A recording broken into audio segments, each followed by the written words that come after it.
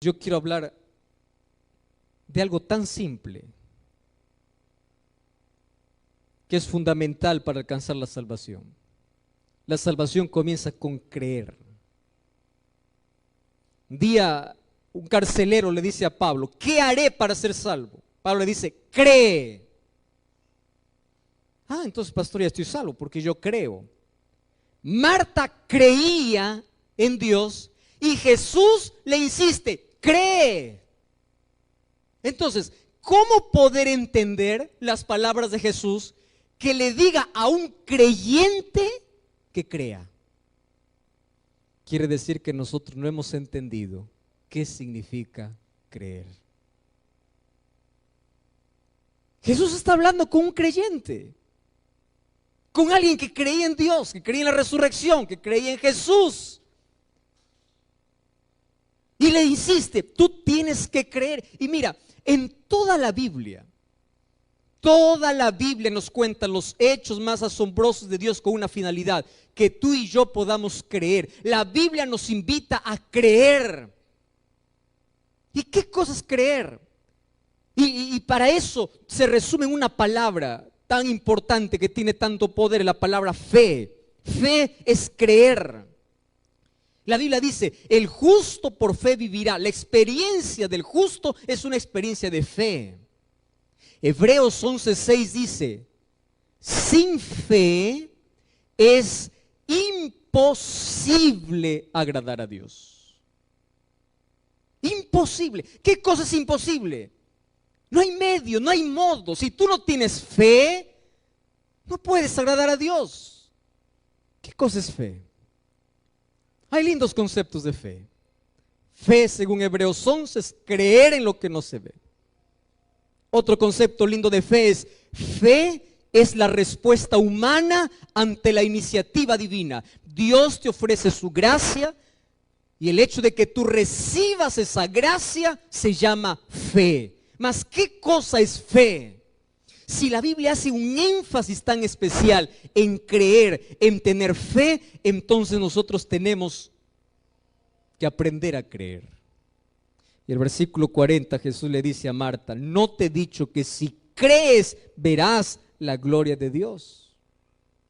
Queridos, el mundo nos ha enseñado la siguiente frase: ver para creer.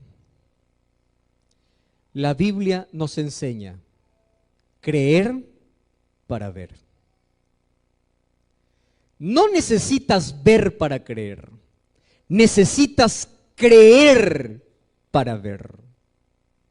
Y eso es fe. Ahora, ¿cuál es el concepto que nosotros tenemos de fe? Hay algunos que toman el texto de Jesús cuando dice: si ustedes tienen fe como un grano de mostaza, dicen a este monte: levántese, se levante, o traspásate al mar, se traspasará.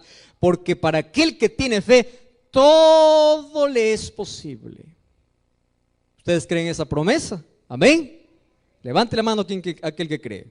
Muy bien. ¿Y qué significa todo? Todo es todo, ¿verdad? No hay nada que excluya. Y hay algunos que toman ese texto y lo colocan en un contexto diferente. Y aquí voy a tocar en un tema muy delicado. Quiero que presten atención. ¿Está bien? Présteme toda la atención aquí. Escúchame allí con atención. Lo que voy a decir ahora es tan importante. Hay muchos que creen que la fe es un recurso para obligar a Dios a hacer lo que yo quiero.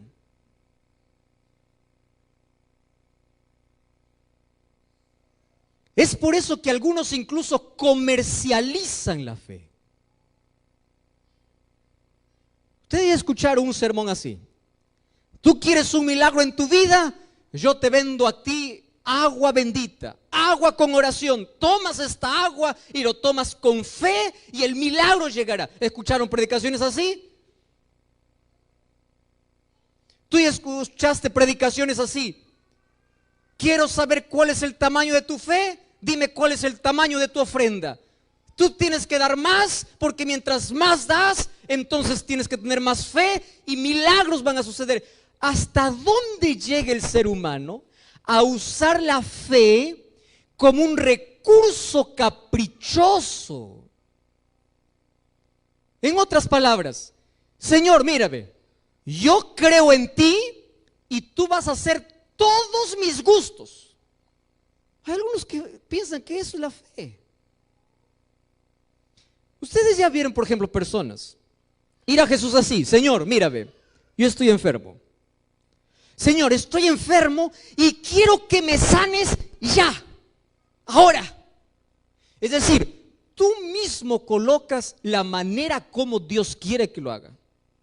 Entonces, cuando tú te levantas y sigues enfermo, te decepcionas. ¿Cuántos de ustedes han orado y Dios no les ha respondido como ustedes han querido? Wow, no soy el único, ¿verdad? Hay varios que compartimos la misma tristeza, ¿verdad? Y vamos a Dios y decimos: Señor, yo quiero esto urgente. Hay una persona que hace medio año me dice: pastor, yo creo que usted no tiene fe, me dice. ¿Y por qué? Le digo: pastor, yo le he pedido que usted ore para que Dios me dé un empleo. Le digo: ¿y qué está haciendo para tener ese empleo? Yo estoy esperando. ¿Y qué horas va a llegar? Nosotros pensamos que la fe obliga a que Dios cumpla mis caprichos. Y tú vas a ver cristianos frustrados porque piensan que la fe es un recurso para hacer que Dios haga lo que yo quiero. Te voy a contar una ilustración aquí. ¿Tú te imaginas qué sucedería si Dios te diera todo lo que tú quieres? Hay cosas que nosotros creemos que es lo mejor para nuestra vida porque vemos solamente nuestro presente, no vemos el futuro. Y hay cosas que Dios no nos va a dar ahora porque sabe que no es el momento y nos va a dar después. Hay otras cosas que Dios va a decir: no, yo no te voy a dar, porque lo que tú crees que te hace bien en sí no te hace bien, te hace mal. Hay una historia que a mí me gusta contar. Una vez dice que dos hermanitos estaban allá jugando en el cuarto, ¿no? Un varoncito y una nenita, una niñita. Y de pronto la niñita empieza a llorar y la mamá está en la cocina, no ve lo que está sucediendo y le pregunta al hermanito que era mayor. Le dice: ¿por qué llora tu hermana? Le dice. Bueno, le dice: porque no le doy lo que ella quiere. Y la mamá, como no sabía lo que la niñita quería, le dice: mira, para que deje de llorar, dale lo que ella quiere. Y no pasó un minuto y la niña empezó a llorar más fuerte. Y entonces la mamá le dice: ¿y qué sucedió ahora? Pues yo le di lo que ella quería. Y recién la mamá pregunta y dice: ¿y qué cosa quería? Quería agarrar una abeja. Y la abeja la agarró y le picó. Imagínate, nosotros a veces vamos a Dios y le decimos: yo quiero así, a mi modo. Yo quiero que me sanes ahora, yo quiero un empleo ahora, yo quiero el milagro ahora. Pero el milagro no va a ser como tú quieres, va a ser como yo quiero. Entonces se levantan y no sucede el milagro y dice: Dios no me escucha, Dios no me escucha, Dios no me escucha. No es que Dios no te escucha. Es más, cuando tú oras ni siquiera estás informando a Dios, porque Dios sabe cuál es tu necesidad. La oración es para depender de Dios. La oración es para aceptar la voluntad de Dios. La oración no es para obligar a Dios a cumplir nuestros caprichos. La oración es para prepararnos para recibir las bendiciones de Dios en el momento que Él quiere darnos. La oración es para colocar paz en el tiempo de espera. La oración nos enseña a recibir las bendiciones de Dios y la oración nos ayuda a aceptar los nos de Dios. Por eso no te frustres cuando tú vas a Dios y dices: Señor, yo quiero esto ahora, Señor, tiene que ser ahora y ahora. ¿Tú has visto a un niñito cuando va al mercado y quiere un juguete? Así somos con Dios, ¿verdad? Yo quiero esto ahora, y cuando no le das empieza a revolcar allí en el mercado y a hacer todo su show. Y si el padre es firme, le dice: no. Y se acabó. A veces nosotros hacemos ese tipo de cosas, ¿verdad? Oh, Señor, tú no me escuchas, ahora me voy, ahora no quiero saber nada, ahora. Y Dios te mira y dice, hijo, yo te iba a dar mejor de lo que estabas pidiendo. O lo que tú me estabas pidiendo ahora, no era el momento. O el no mío es una muestra de que te amo. Porque si te diera todo lo que tú me pides, ¿cómo sabes que la bendición que estás pidiendo se va a tornar en maldición? Dios puede tornar los mayores fracasos de nuestra vida en las más grandes victorias. Eso es lo que Dios puede hacer. Ahora, fe no es decir a Dios que haga lo que yo quiero, es aceptar lo que Él quiere para mi vida. Pastor, entonces, ¿cómo se entiende el texto? Cuando ustedes piden con fe, pidan todo lo que quieran. Ahora te explico. Cuando Jesús dice, pidan todo lo que quieran, cuando piden con fe, significa, primero, para tener fe, hay que convivir con Dios. Fe no es decir, yo creo, Señor, yo creo en ti, entonces dame el carro del año, dame la casa del año, dame el empleo, dame la novia que quiero, dame el trabajo que quiero. No, fe es el resultado de la relación con Dios, de la confianza, de la comunión que tengas con Dios. Entonces Jesús dice, si tú caminas conmigo, confías en mí. Y si confías en mí, todo lo que pides te doy. Pero no todo lo que pides te voy a dar como tú quieres, sino que como tanto confías en mí, todo lo que recibas lo vas a aceptar. Todo. Porque vas a saber que viene de mí. Y ese todo de Dios significa que mientras más caminamos con Dios, nuestros pedidos cambian. Antes solamente pedías cosas materiales. Yo me sorprendo que hay tanta gente que incluso va a Dios a decirle, Señor, mata a fulano de tal que odio. Hay gente así. Hay gente que usa a Dios como cobrador. Señor, fulano de tal me debe, cóbrale por favor, ¿verdad?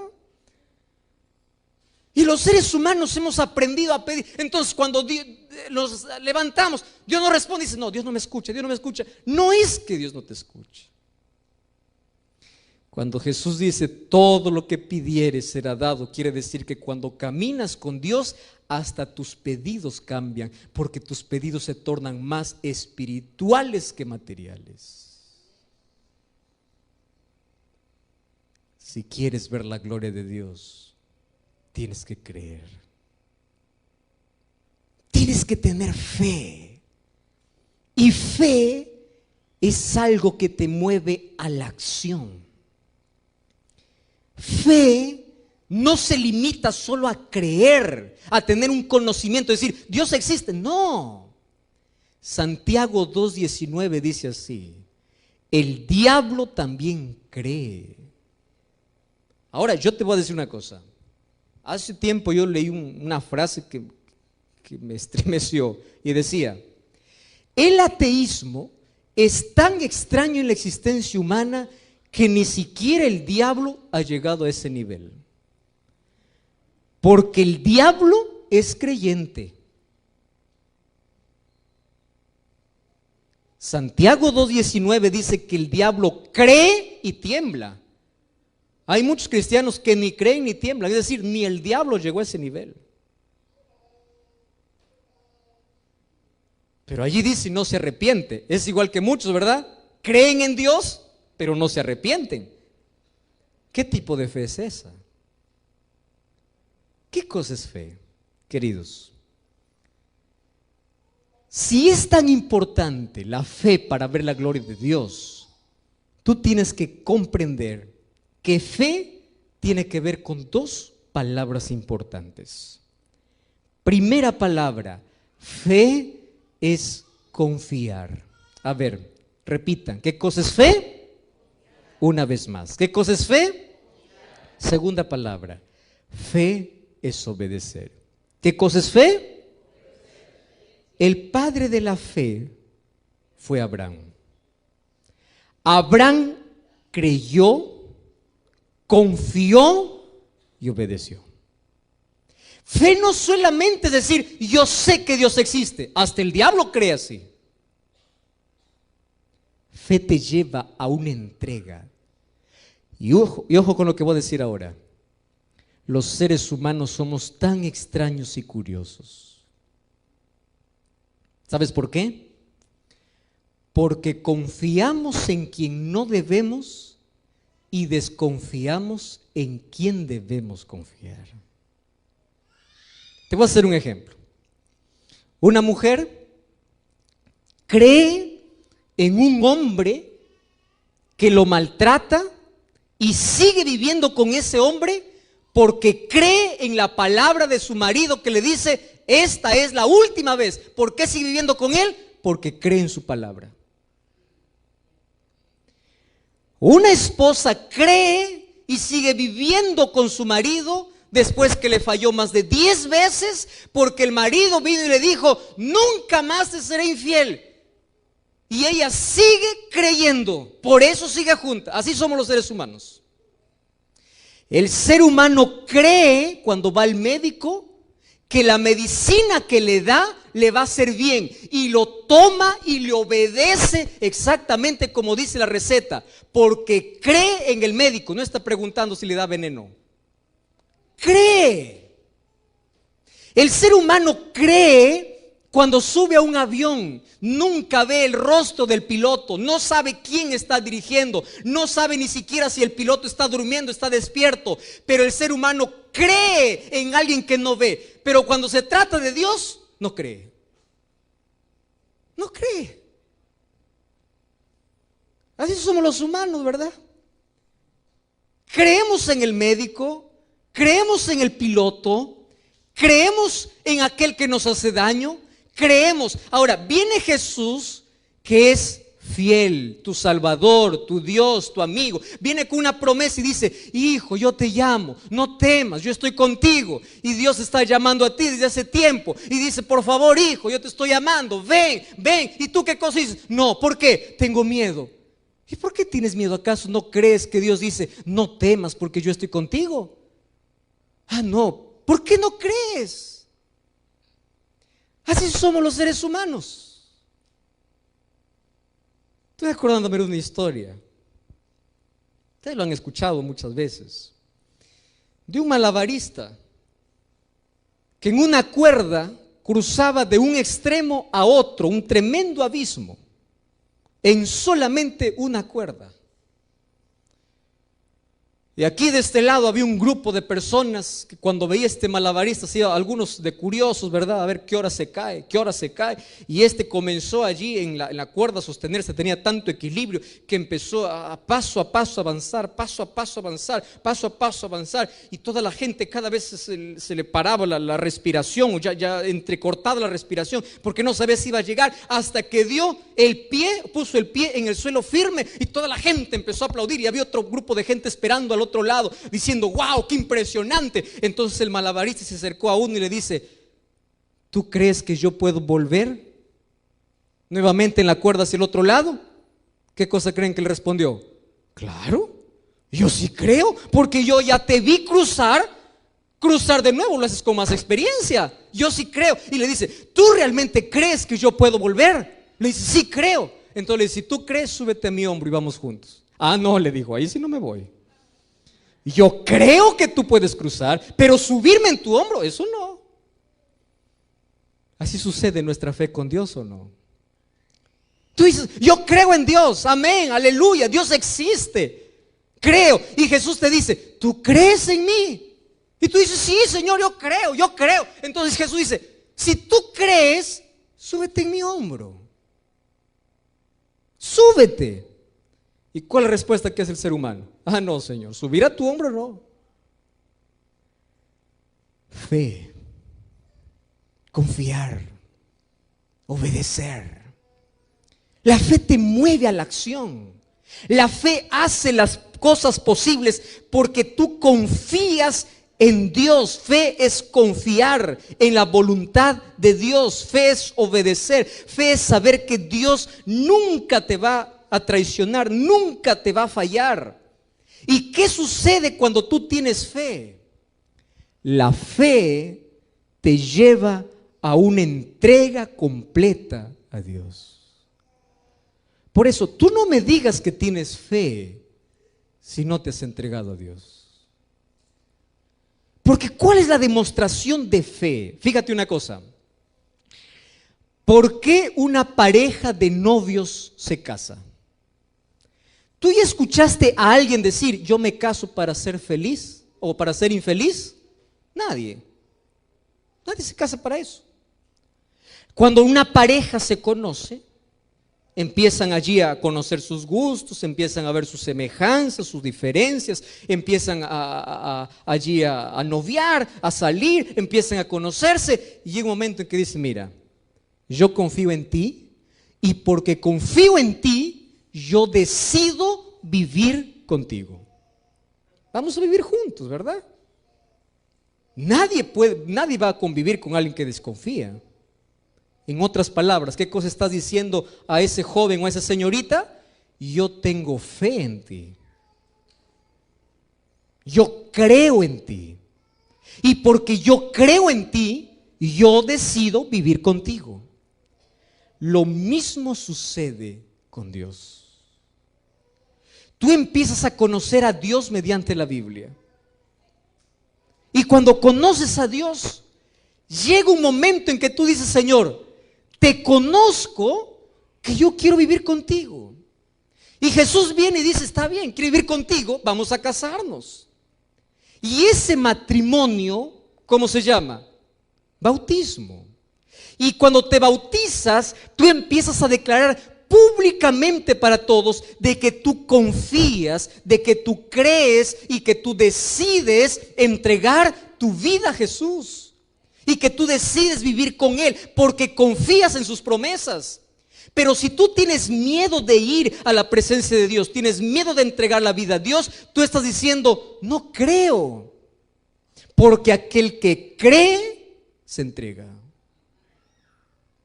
Aquel que cree, se rinde. Aquel que cree, toma el remedio. Aquel que cree, sube al avión. Aquel que cree, está dispuesto a colocar su vida porque cree. Ahora te pregunto, ¿tú crees en Dios? Levante la mano a aquellos que creen. Amén. Ahora te hago la segunda pregunta. ¿Crees a tal punto de colocar tu vida en Dios? Levante la mano. ¡Qué lindo! Entonces hago la pregunta, ¿quién se sube en el hombro entonces? Tú no puedes decir yo creo en Dios a la distancia. Dios dice, tú crees. Yo ya visité tanta gente que estudia la Biblia, sabe de la oración, sabe de la iglesia, sabe quién es un cristiano.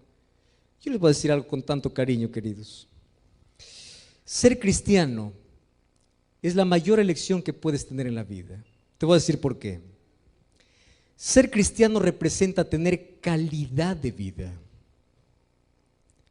Cuando una persona entrega su vida a Cristo, Dios eleva el patrón moral, físico, mental y espiritual del ser humano. Dios nunca te llama para el fracaso. Dios te llama para ser el mejor esposo, el mejor hijo, el mejor ser humano. Dios no te llama para el fracaso, Dios te llama para la victoria. Dios te llama para el cielo. Y cuando el ser humano desprecia la invitación de Dios, tú pierdes. Porque Dios sigue siendo Dios. Tú no le quitas poder a Dios cuando dices yo no acepto a Dios. Pero quien pierdes eres tú. Pierdes la vida, pierdes la paz, pierdes la esperanza, pierdes calidad de vida. Un cristiano, ¿sabes por qué puede vivir mejor? Porque tiene principios de salud. Un cristiano, ¿sabes por qué tiene mejores relaciones? Porque tiene principios morales. Un cristiano, ¿sabes por qué puede dormir bien? Porque tiene paz. Un cristiano, ¿sabes por qué no se desespera ante los problemas? Porque tiene esperanza. Un cristiano, ¿sabes por qué no se hunde por más que haya tormentas en la vida? Porque hay un Dios que lo sostiene. Entonces te pregunto, si hay tantas ventajas de ser cristiano, ¿por qué la gente no quiere ser cristiana? Porque no cree en lo que Dios puede hacer.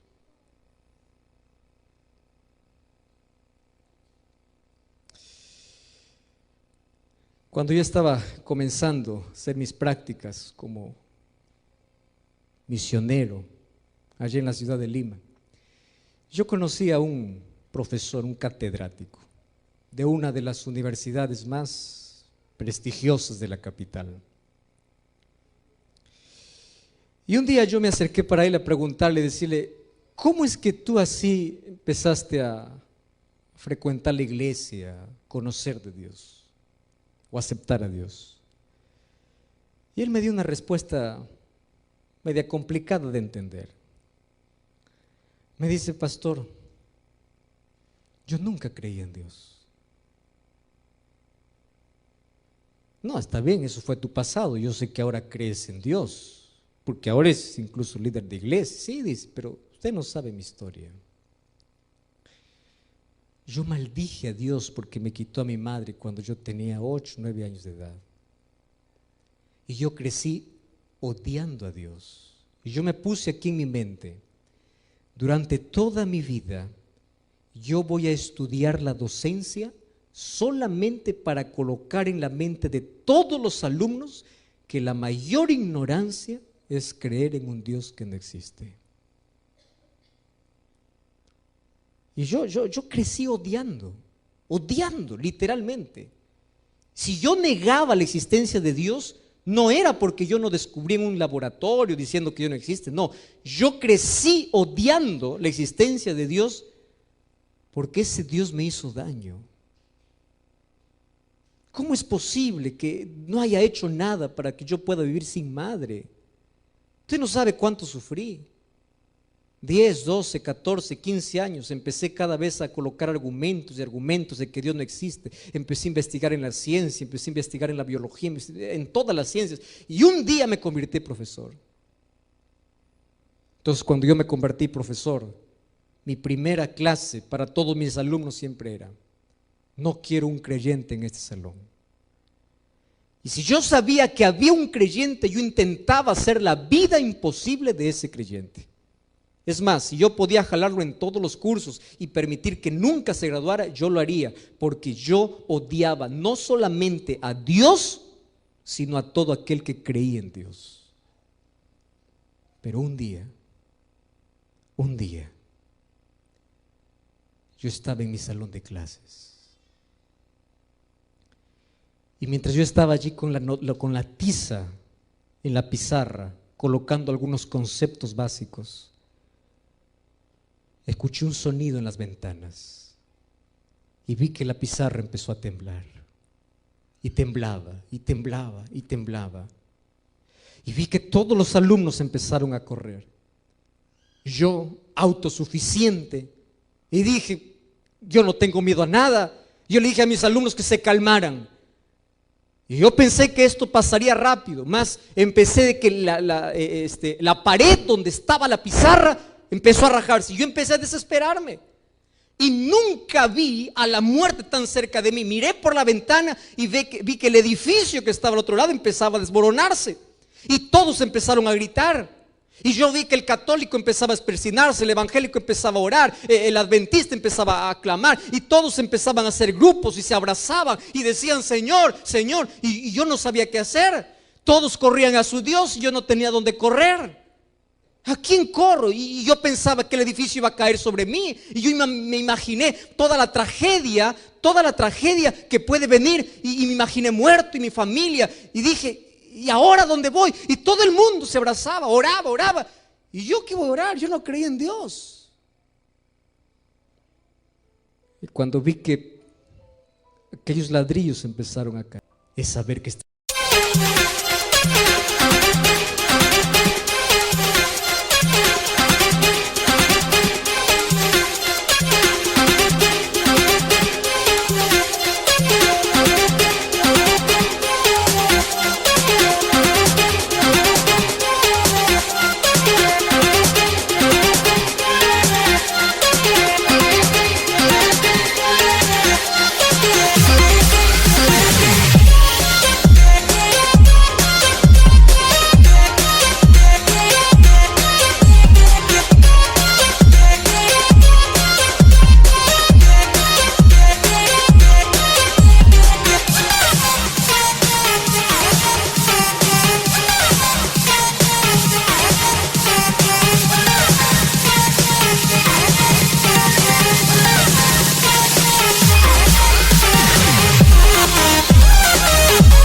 frente a la muerte y no le tienes miedo.